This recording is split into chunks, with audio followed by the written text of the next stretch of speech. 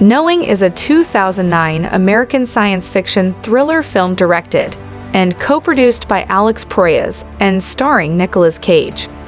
The film, conceived and co-written by Ryan Douglas Pearson, was originally attached to a number of directors under Columbia Pictures, but it was placed in turnaround and eventually picked up by Escape Artists.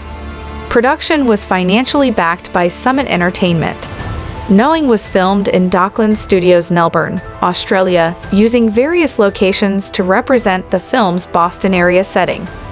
The film was released on March 20, 2009 in the United States. Knowing grossed $186.5 million at the worldwide box office, plus $27.7 million with home video sales, against a production budget of $50 million. It met with mixed reviews, with praise for the acting performances, visual style, and atmosphere, but criticism over some implausibilities and the ending. In 1959, a Lexington, Massachusetts, elementary school celebrates its opening with a competition in which students draw what they believe will happen in the future. All of the children create visual works except for Lucinda Embry, who is guided by whispering voices to fill her paper with a series of numbers. Before she can write the final numbers, the allotted time for the task expires and the teacher collects the students' drawings. The following day, Lucinda engraves the remaining numbers into a closet door with her fingernails. The works are stored in a time capsule and opened 50 years later, when the current class distributes the drawings inside among the students. Lucinda's sheet is given to Caleb Koestler, the 9-year-old son of widowed MIT astrophysics professor John Koestler. John notices that Lucinda's numbers are dates, death tolls, and geographical coordinates of major catastrophes over the past 50 years, and 3 have yet to happen.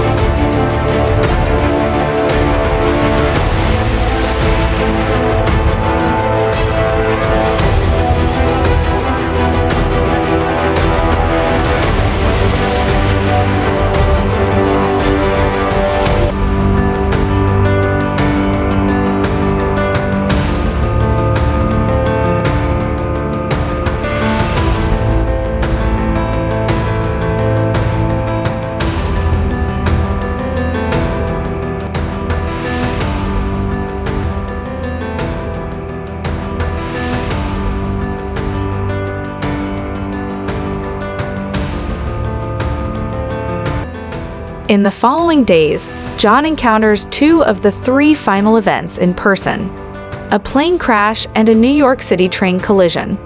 John becomes convinced that his family has a significant role in these incidents. His wife died in one of the earlier events, while Caleb was the one to receive Lucinda's message. Meanwhile, Caleb begins hearing the same whispering voices as Lucinda. To prevent the last event, John tracks down Lucinda's daughter Diana and her granddaughter Abby. After some initial disbelief, Diana goes with John to Lucinda's childhood home, where they find a copy of Matthäus Merian's engraving of Ezekiel's chariot vision, in which a great sun is represented. They also discover that the final 2 digits of Lucinda's message are not numbers, but 2 reversed letter E's, matching the message left by Lucinda under her bed. Everyone else. During this search, Caleb and Abby, who were left asleep in the car, have an encounter with the beings who are the source of the whispers.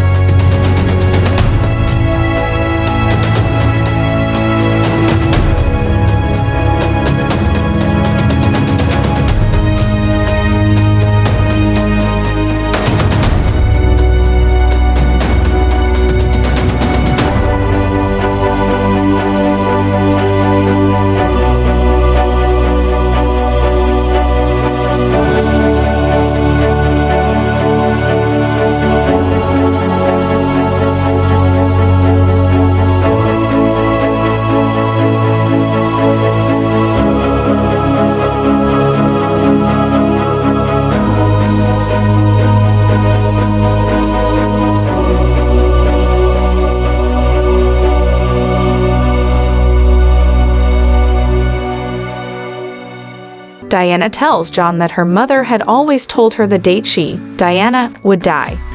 He also visits Lucinda's teacher, who tells him of the scratching on the door left by Lucinda. The next day, Abby colors in the sun on the engraving, which gives John a revelation. He rushes to the MIT observatory and learns that a massive solar flare with the potential to destroy all life will hit the Earth on the last date indicated by the message.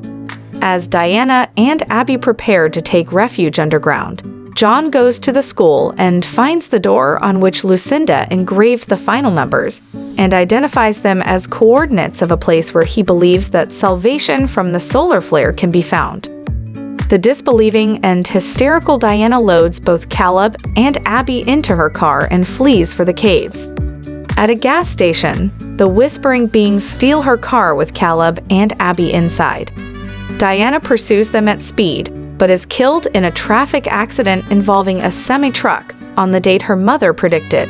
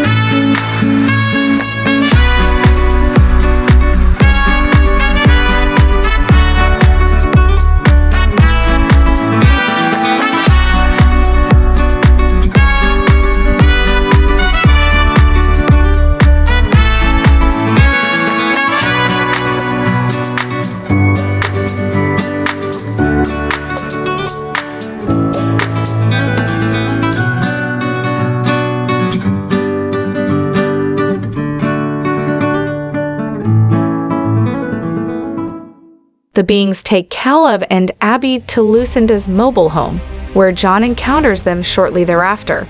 The beings, who act as extraterrestrial angels, are leading children to safety on interstellar arcs. John is told he cannot go with them because he never heard the whispering, so he convinces Caleb to leave with Abby and 2 pet rabbits they found, and both are transported away by the beings. The following morning, John decides to visit his family before the flare strikes and drives through a chaotic Boston to his parents' house, where he reconciles with his estranged father. The solar flare then strikes, destroying the Earth's atmosphere and all life on the planet. Meanwhile, the Ark, along with others, deposits Caleb and Abby on another world resembling an earthly paradise and departs. The 2 run through a field towards a large white mysterious tree, implied to be the Tree of Life,